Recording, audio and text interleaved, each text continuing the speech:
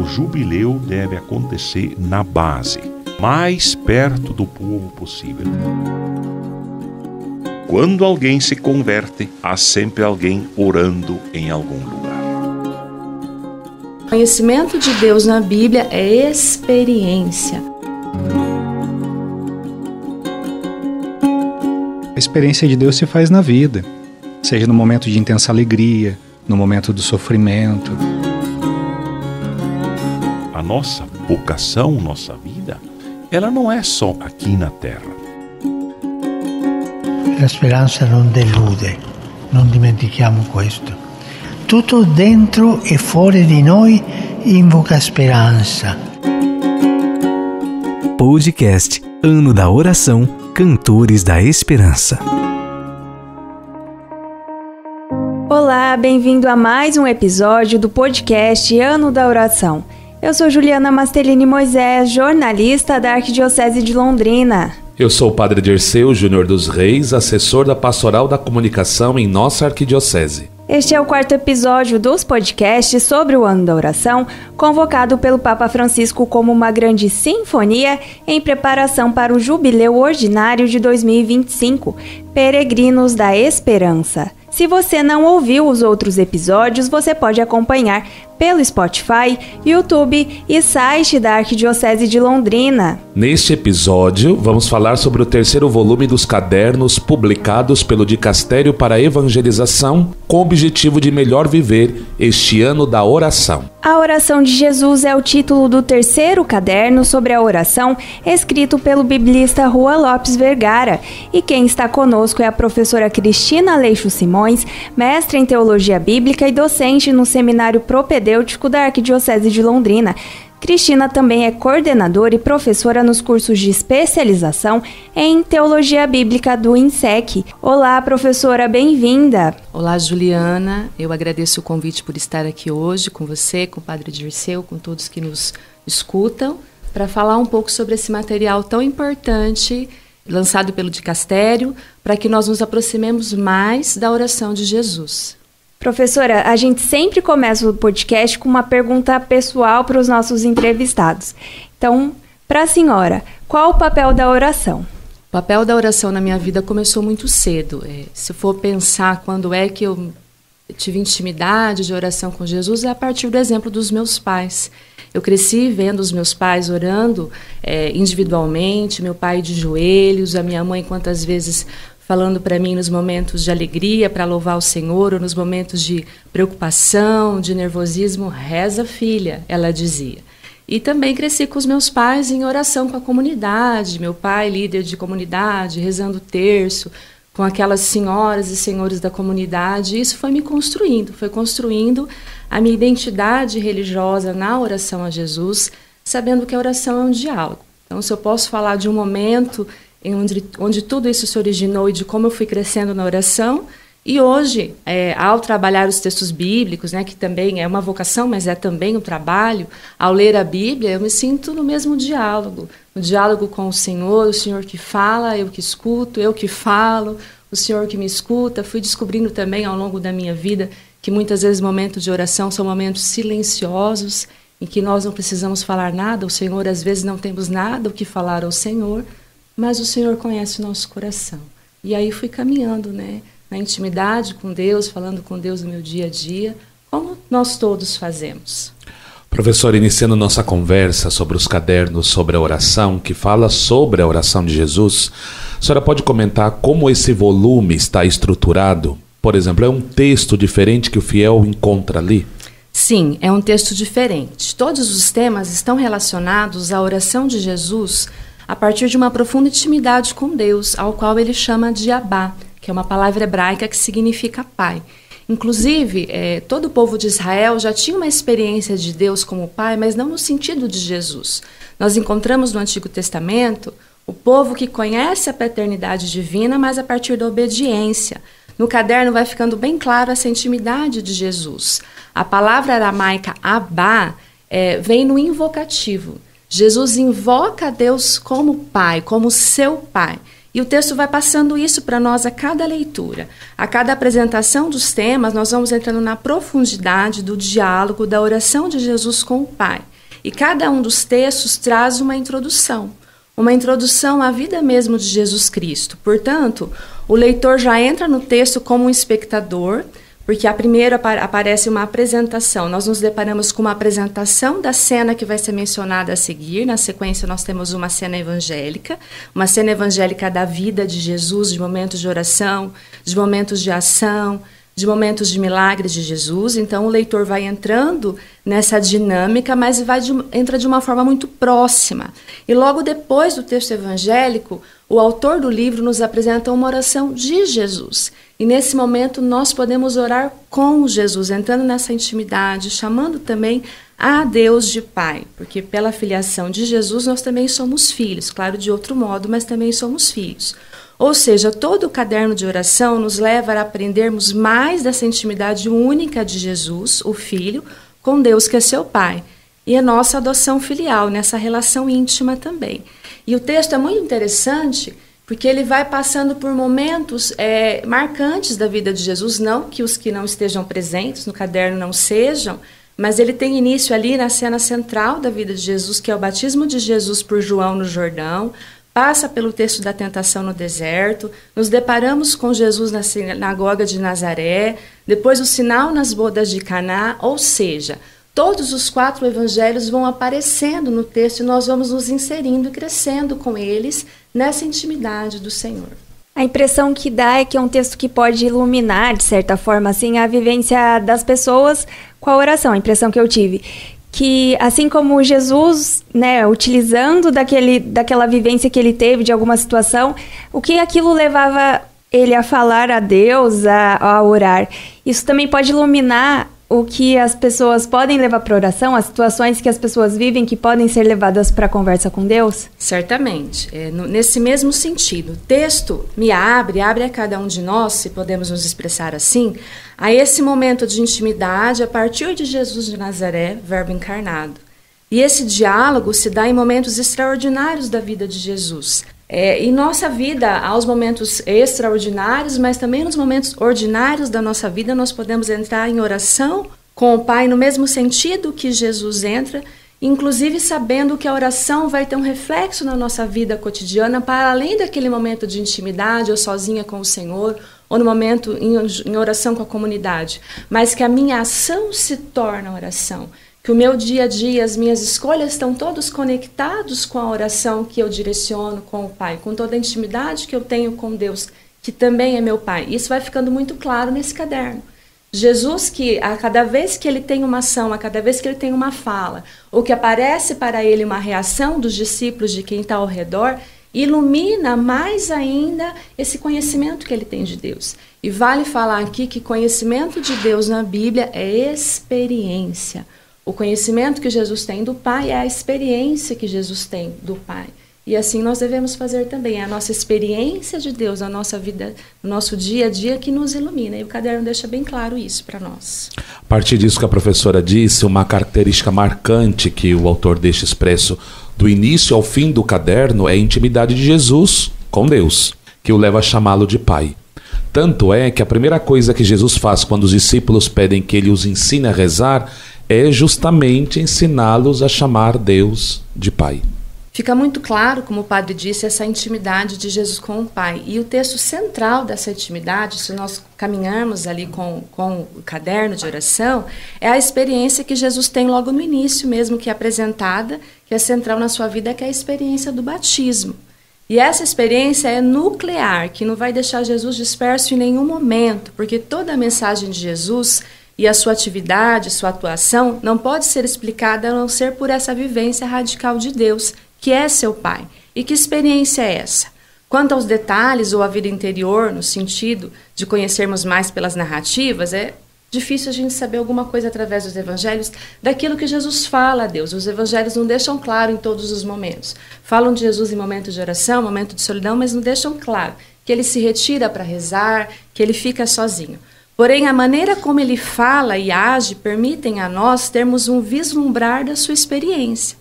Deus tem a experiência, Jesus tem a experiência de Deus como uma pessoa. Deus para Jesus não é uma teoria. Jesus não apresenta Deus como uma teoria nova no mundo religioso onde ele está inserido. Deus é uma pessoa e é o Pai de Jesus. E essa experiência do batismo, que é transformadora, né, é presença criadora, bondosa, amorosa e libertadora, pois Deus é o Deus da vida.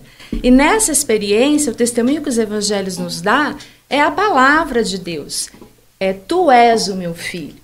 É ali que Jesus se sente amado. Essa experiência de Jesus, claro, a gente fala a partir do texto, né? Desde a sua geração, Jesus já é envolto pelo Espírito Santo, pelo amor do Pai. Mas na experiência do batismo, quando o céu se rasga, o Espírito de Deus desce sobre Jesus e a voz vem do céu dizendo, tu és meu filho, essa experiência central em que Jesus vai direcionar a vida dele toda para a vontade do Pai. Podcast Ano da Oração, Cantores da Esperança. Você está acompanhando o podcast Ano da Oração. A gente conversa com a professora Cristina sobre o 3º volume dos cadernos sobre a oração, intitulado A Oração de Jesus. Você pode acompanhar este e os outros episódios pelo Spotify, YouTube e o site da Arquidiocese de Londrina. Não se esqueça também de compartilhar este episódio com a sua comunidade, seus amigos, sua pastoral ou seu movimento. Professora, em algumas passagens os evangelistas narram, né, situações em que Jesus está ali rezando, né, Jesus se retira para a oração. Mas em alguns momentos os evangelistas não narram essa situação. Apesar disso, deles falarem sobre Jesus rezar ou não, a oração era algo constante na vida de Jesus? Com certeza. E interessante por quê? Porque como um judeu, Jesus já tem as prescrições das orações que são feitas. Então, o judeu da época de Jesus fazia a oração 2 vezes por dia, fazia o Shema, depois recitava 18 bênçãos. Tudo isso Jesus fazia. Nós vemos Jesus nos evangelhos que vai na sinagoga, que vai ao templo de Jerusalém, mas mesmo assim Jesus sentia necessidade de retirar-se. Nós temos ali no texto, por exemplo, de Marcos 1, versículo 35, que diz o seguinte: de madrugada, estando ainda escuro, ele levantou e retirou-se para um lugar deserto. E ali orava. Embora os textos não nos tragam o que é falado nessa oração, nós podemos perceber o que Jesus recebe, o que ele dá nessa oração a partir da vida dele mesmo. Então, de fato, os evangelhos várias vezes narram que Jesus se retira, que Jesus vai para um lugar solitário, embora seja difícil, sempre a multidão, os discípulos estão procurando, mas ele busca essa intimidade com o Pai. E ao entrar em diálogo com Deus, ao confiar em Deus, tal sentimento de confiança se reflete em toda a vida de Jesus. Se entendemos que oração é intimidade com Deus, Jesus está em íntima relação com Deus nos demais momentos, né, todos os momentos da sua vida também. Ele sabe qual é a vontade do Pai. Por isso, inclusive, ele rompe com o entendimento de que Deus se agrada de um seguimento literal da lei. A partir dessa intimidade que ele tem, nós vamos percebendo. Então, fazer uma associação de Deus a um sistema religioso não parece muito que convém a Jesus. Tão grande essa intimidade de Deus que é seu Pai. E conhecendo a Deus na sua experiência, esse Deus que é amor total, que é amor, Jesus entende que o que agrada a Deus é amar, é acolher, é perdoar, é ser misericordioso. Isso só pode brotar justamente dessa experiência com o Pai. Falando da oração de Jesus, a gente não pode deixar de comentar sobre a oração que ele ensinou aos seus discípulos, atendendo a um pedido dos próprios discípulos. Senhor, ensina-nos a rezar. E é interessante que os discípulos pedem para que ele lhes ensine a rezar, porque eles viram Jesus rezando, inclusive talvez num desses episódios que até a própria professora comentou, né? Pois é, padre, é muito interessante porque Jesus, a princípio, durante a sua vida pública, ele é visto pelos seus discípulos e pelas suas discípulas como um rabi, como um mestre. E era comum que o mestre, apesar de todas essas orações do judaísmo que nós já mencionamos, ensinasse suas orações próprias também a seus discípulos e discípulas. Mas, com certeza, Jesus tem algo muito diferente durante todos os evangelhos, e no caderno vai apresentando esses textos, algo muito diferente da oração de Jesus que nasce, né, essa intimidade que faz a sua ação caminhar. Então, é interessante como eles pedem a Jesus para ensiná-los a rezar, e Jesus traz para eles, primeiro, no que nos parece claro, é também essa relação de Pai. Quando Jesus ensina eles a rezarem, diz para eles, chama primeiro a Deus de Pai. Então, essa experiência que Jesus vive e sente, que com certeza eles testemunham, embora talvez não saibam explicar, não consigam compreender no momento, essa experiência também Jesus traz a eles, né? E muito bonito dessa experiência, muito importante que a partir dessa relação também dos discípulos e discípulas, de chamar a Deus de Pai por toda essa oração, é a relação que vai se compreender com o outro, que é próprio da religião judaica cristã e que é fundamento do cristianismo, que é a fraternidade. A partir da relação nossa de Deus com o Pai, partindo dessa intimidade de Jesus, nós nos vemos filhos e como os filhos somos também irmãos. Professora, a gente encontra também Jesus fazendo uma oração de louvor ao Pai, agradecendo a Deus por Ele ter se revelado não aos poderosos, mas aos pequeninos. Tem algo diferente da oração de gratidão de Jesus? Esse texto nos faz pensar muito, né? Traz muita reflexão para nós. Jesus dá graça a Deus, louva ao Pai por aquilo que Ele descobre. Porque a partir da perspectiva de Jesus do que está acontecendo no seu ministério, na sua caminhada de implantação do reino de Deus, é que ele percebe que, olha, os grandes, os poderosos, ou aqueles conhecedores de Deus, os que são os doutores da lei, os fariseus, não se abrem para o reino. No entanto, não quer dizer que o reino não está presente, que ele não é acolhido, porque ele é acolhido por quem? Pelos pequenos. Então, qual que é a descoberta, se podemos falar a partir do caderno, de como o caderno coloca para nós, qual que é a descoberta de Jesus? Que aos sábios, esses fariseus e mestres da lei, eles são deixados de fora do tempo da graça do Senhor. Enquanto o povo simples, considerado por eles ignorante das prescrições das leis de Moisés, das leis mosaicas, são os beneficiários do acontecimento da graça do Senhor. Muito bem explicado tem que ser essa parte. Não que eles são deixados de fora porque Deus queira que alguém fique de fora, de forma alguma. Mas porque cabe a cada um acolher esse reino. A acolher o reinado de Deus entre nós que se inicia com Jesus. E esse grupo vira as costas, esse grupo é que não acolhe. Então, ao perceber essa realidade, Jesus louva. São os cansados e oprimidos, os pequenos que souberam receber a revelação do Pai manifestada em Jesus.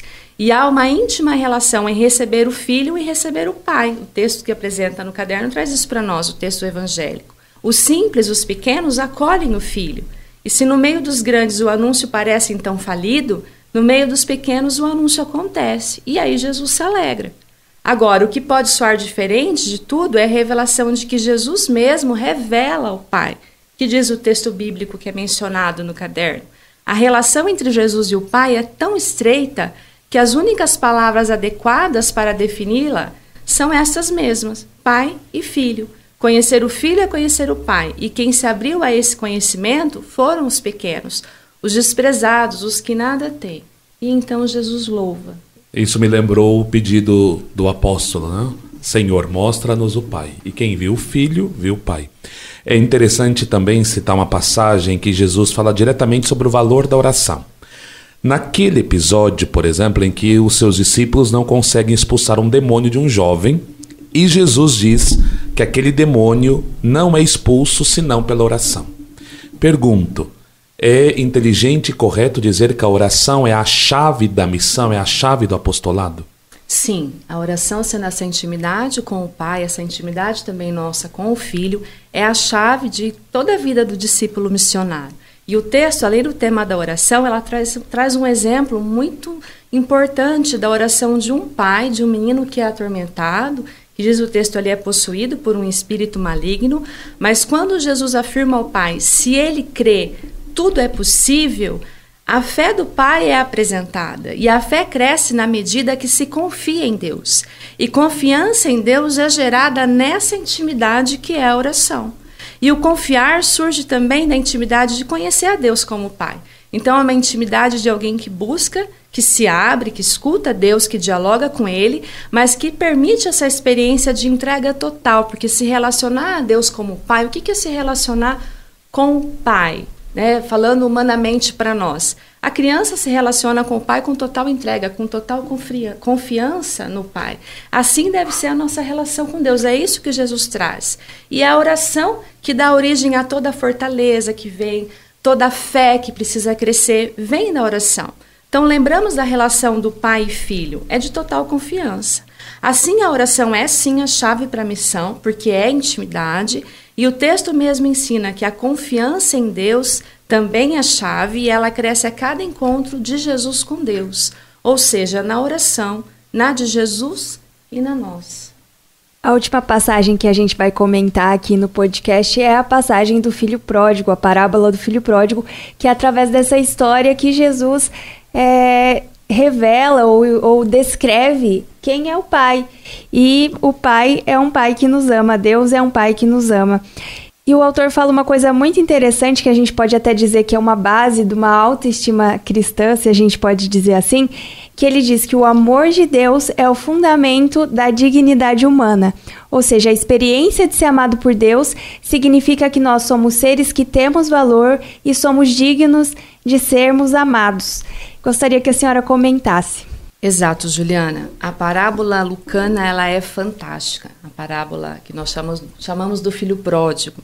Ela é fantástica ao mesmo tempo que ela é provocadora. E o autor do texto do caderno de oração já inicia informando, na parte que ele menciona essa passagem bíblica, que Jesus está feliz porque os publicanos e os pecadores o procuram. Olha onde está baseada, ali fundamentada, melhor dizendo, a alegria de Jesus, porque pecadores o procuram. Para o grupo de fariseus e escribas, isso é escandaloso. Quando nós lemos esse texto de Lucas, é interessante que quando eu vou ao texto bíblico e eu volto para saber quem está ouvindo essa parábola, eu vou me deparar com esse grupo, né? Com os fariseus e com escribas. Então o texto vai demonstrando um Jesus que se identifica com o Pai, ao passo que ele vai acolhendo essas pessoas tão perdidas e tão desprezadas pela sociedade da sua época. Então Jesus é aquele, segundo o Pai, que dá a vida também, como diz o autor do texto do caderno que nós estamos falando.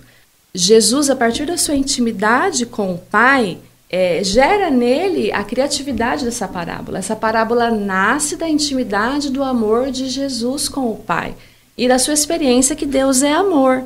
É uma forma de demonstrar uma realidade aos ouvintes da época de Jesus e a nós hoje, fazendo com que cada um reflita. E essa parábola é muito impactante, como a vida de Jesus se tornou impactante, como o texto mesmo diz do caderno para nós, que aqueles que se consideravam tão dentro do padrão, tão dentro daquilo que se esperava da religião da época, e o autor do caderno chama eles de santarrões, né? Vai impactá-los, escandalizá-los, porque o texto afirma que a dignidade humana se fundamenta na filiação divina. Em Jesus todos somos filhos. Já antes de Jesus, todo ser humano deve ser reconhecido em sua dignidade de imagem de Deus. Isso nós vemos lá no texto de Gênesis 1.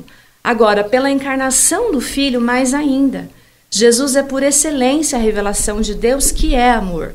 E como Pai, Ele ama a todos. Só não se insere na dinâmica do amor de Deus aquele que não o deseja se inserir. Aqui eu trago uma pergunta que costumo fazer nas minhas aulas sobre o livro de Gênesis. Para que nós somos feitos? Né? Para nós refletirmos. Eu sempre, quando eu leio o livro de Gênesis, estudo, fico pensando, para que nós somos feitos? Né? Por que fomos criados? Ora, fomos criados para a comunhão com Deus.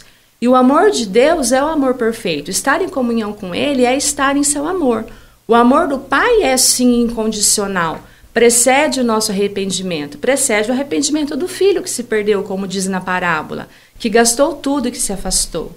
E em Jesus somos todos filhos e filhas de Deus. E essa dignidade nos é dada por Jesus, por Ele. Ninguém tem o direito de negá-la. Penso que o desafio não é nos identificarmos só com o filho mais novo, porque quantas vezes essa parábola nos traz uma identificação, porque erramos, caímos, e quantas vezes erramos, podemos procurar a Deus, nosso Pai. Penso que um problema dessa parábola, no sentido em relação a nós, tentarmos não nos identificar com o filho mais velho, daquele que não perdoa, que não aceita o retorno do filho mais novo e de toda a alegria que isso dá ao Pai. É conhecermos o amor de Deus na oração de Jesus, desse Deus que é amor, do seu perdão que precede o nosso erro e de que todas as vezes podemos voltar a Ele. E voltando a Ele, sempre fazemos mais essa experiência de intimidade, de oração, de amor, que só nos foi concedida de forma plena pelo seu Filho. Muito bonito isso tudo, né? A gente grava no coração essas mensagens que a professora trouxe, como é importante a oração como combustível da fraternidade, porque somos filhos adotivos. Ela dizer que da intimidade com Cristo surgiu essa criatividade. Isso também pode acontecer com cada um de nós. Professora, tem mais alguma coisa que a senhora queria comentar sobre a oração de Jesus? Deixar a importância de conhecer mais desses textos, de aprofundar no conhecimento desse caderno que traz toda essa intimidade. E nos textos bíblicos, eu como professora de Bíblia, claro, assim como o padre, sempre vai fortalecer a leitura bíblica. Ler a Bíblia é entrar em diálogo com Deus, é ter essa intimidade de oração com Deus. Então é importante que no exemplo de Jesus nós possamos crescer na nossa fé, crescer na nossa intimidade com Deus, na confiança que sempre podemos estar com Jesus enquanto filho e com Deus enquanto nosso Pai também. Professora, muito obrigado por ter estado conosco nesse podcast. Suas palavras, além de um ensinamento, é uma motivação para que a gente possa entender que na intimidade com Deus, Ele revela a cada um de nós o seu amor. Deus abençoe sua missão. Obrigado, Ju. Obrigada, professora Cristina. Obrigada, padre Dirceu. No próximo podcast, vamos conversar com o padre Márcio França sobre o 4º livro da coleção Cadernos sobre a Oração, com o tema Rezar com os Santos e os Pecadores. Obrigada a todos que nos acompanharam e até a próxima. Termina aqui o 4º podcast sobre o ano da oração, Cantores da Esperança. Produção e apresentação, Juliana Mastelini Moisés e padre Dirceu Júnior dos Reis. Trabalhos técnicos de Edgar Vieira, o Romário e Everton Gasparini. Deus abençoe todos nós. Podcast Ano da Oração, Cantores da Esperança.